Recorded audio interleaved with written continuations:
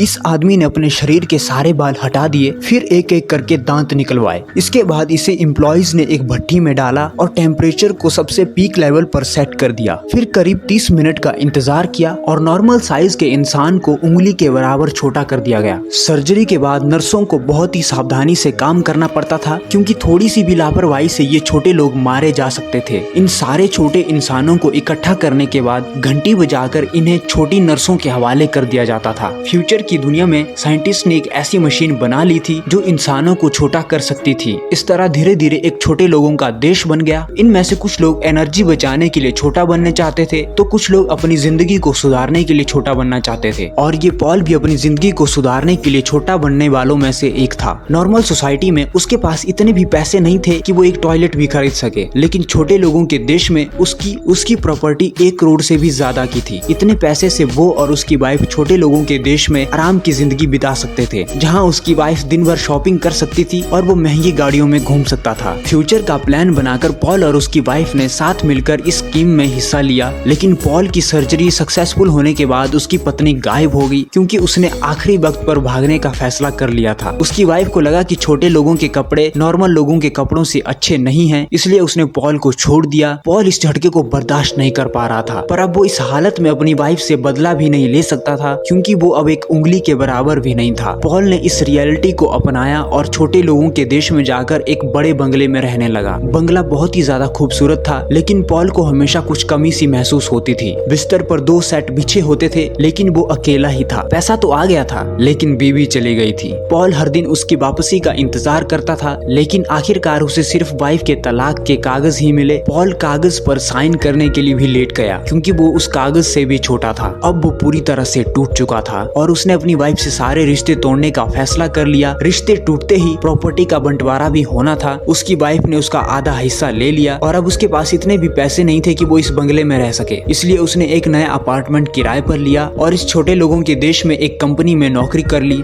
जैसे उसने सपने देखे थे, असलियत उतनी ही ज्यादा बेकार और बेरहम थी। अपने पुराने प्यार को भुलाने के लिए पॉल छोटे लोगों के देश में अपने लिए एक साथी ढूंढने लगा। उसने अपनी नजर एक सिंगल माँ पर डाली और उसे कैंडल लाइट डिनर पर बुलाया। उसने एक बड़ा गुलाब का फूल खरीदा। नॉर्मल दुनिया में ये गुलाब 99 गुलाबों से भी ज्यादा था, लेकिन यहाँ पर तो सिर्फ एक ही गुलाब काफी था। लेकिन अफसोस की बात यह थी कि सिंगल माँ को गुलाब पसंद नहीं आया। उसको लिली के फूल पसंद थे और पॉल के साथ उसका तालमेल उतना बन नहीं पाया, इसलिए पॉल अपने गुलाब को लेकर अगले पार्टनर को ढूंढने निकल पड़ा। वो अपने ऊपर वाले पड़ोसी की पार्टी में गया, जहाँ उसे कोई अच्छा खासा दोस्त नहीं मिला। रात भर शराब पीने के बाद उसे सिर्फ सिरदर्द ही हुआ। हालांकि एक फायदा ये हुआ कि पड़ोसी की स्वीपर उस पर बहुत दिलचस्पी ले रही थी। उसने पॉल से कहा, मैंने तुमसे कहा ही था मेरे दोस्त सिग्ने, तुम मेरे घर आओ, उसकी मदद करो। पॉल ने बस थोड़ी अच्छी नियत से उसके पैरों की मालिश कर दी थी और खुद को एक बड़ी मुसीबत में डाल लिया। वो चुपचाप उसके साथ उसके घर चला गया, लेकिन पॉल सोच भी नहीं सकता था कि वो छोटे लोगों के देश के स्लम में रहती है। पॉल ने हमेशा सोचा था कि छोटे लोगों का देश सोने से भरा होगा, लेकिन उसे यहाँ गरीब लोग भी मिल गए। इनमें से कई लोग अपराधी थे, जिन्हें अपनी सजा को कम करने के लिए मजबूरी में ये सर्जरी करानी पड़ी थी। उनकी सर्जरी भी बहुत ही खराब तरीके से हुई थी, जिससे उनमें बहुत सारे साइड इफेक्ट्स हो गए थे। वो सब एक गंदे से अपार्टमेंट में रहते थे, जहां उनकी जिंदगी नॉर्मल सोसाइटी के गरीबों से भी बदतर थी। पॉल ने अब समझा कि जिसे वो यूटोपिया समझ रहा था, वो इन लोगों के लिए एक नई जगह पर हैरेसमेंट का नया सोर्स बन गया था। अमीर और गरीब हर जगह होते हैं और गरीबी का मुद्दा जगह बदलने से हल नहीं होता। पॉल और ये सफाई करने वाली औरत एक दूसरे के साथ बहुत कुछ सीखते रहे, जिससे पॉल के लिए इस दुनिया के लिए डाउट्स और भी ज्यादा बढ़ते गए। उसे समझ नहीं आ रहा था कि वो क्यों जी रहा है, लेकिन उसे इसका जवाब भी नहीं मिल रहा था। इसी दौरान पॉल के दोस्तों ने उसे जर्नी के लिए बुलाया और सफाई करने वाली औरत भी उनके साथ जाने के लिए तैयार हो गई। रास्ते में उनको बहुत ही खूबसूरत खूबसूरत व्यू देखने को मिले और पॉल ने अचानक देखा कि सफाई करने वाली औरत भी काफी सुंदर थी। उसके पास पैसा नहीं था, लेकिन वो बहुत ही ज्यादा अच्छी और खूबसूरत थी। वो हमेशा दूसरों की मदद करती थी, चाहे वो अमीर हो या गरीब। पॉल उसकी सोच को समझ नहीं पाता था, लेकिन उसकी रिस्पेक्ट जरूर करता था। कम से कम वो जानती थी कि वो क्या कर रही है और उसे अपनी लाइफ से क्या चाहिए। पॉल चाहे कहीं भी रहा हो, बस एक रोबोटिक लाइफ जीता आया था। उसने कभी नहीं सोचा था कि उसे किसी की मदद करनी चाहिए या दुनिया में कुछ बड़ा करना चाहिए।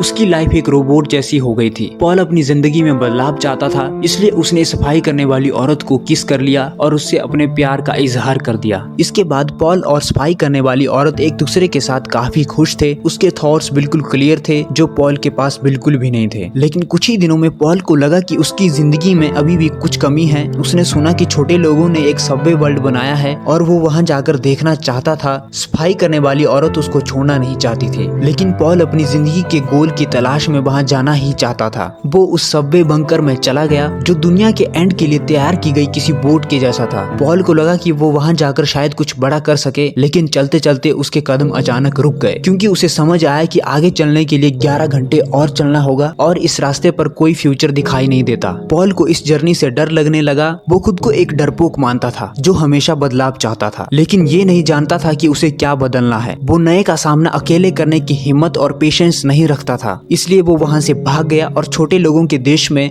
सफाई करने वाली औरत के साथ रहने का फैसला कर लिया। भले ही वो अब नहीं जानता था कि उसकी जिंदगी कैसी होनी चाहिए, लेकिन उसने एक बात सीखी थी, जब तक प्यार करने वाले लोग पास होते हैं तब तक वही सबसे अच्छी जिंदगी होती है। वो एक ऐसा डरपोक था जिसे चोट लगी थी, लेकिन सिर्फ एक बार प्यार में। इसके बाद वो सचमुच का एक बहादुर इंसान बन गया। तो दोस्तों, तुमको ये वीडियो कैसी लगी? अगर वीडियो पसंद आई तो वीडियो को लाइक करो। अगर चैनल पर नए हो तो चैनल को सब्सक्राइब करना भी मत भूलना। तब तक के लिए मिलते हैं अगली वीडियो में। Bye bye.